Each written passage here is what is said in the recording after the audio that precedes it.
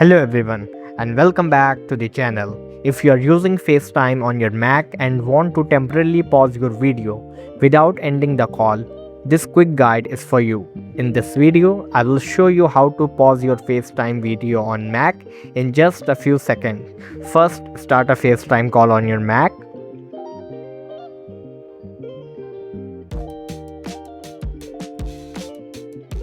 Now once you are on the call, move your cursor over the FaceTime window to reveal the controls. You can see here at the bottom. Now look for the video button.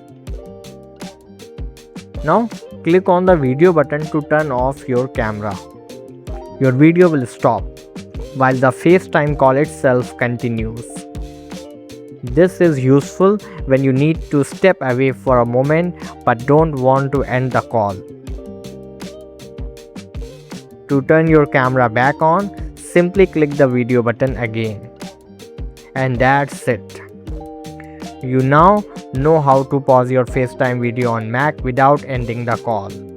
If this video helped you, make sure to like the video, subscribe to How to Tech Hub and turn on notification for more Mac tutorials. Thank you for watching.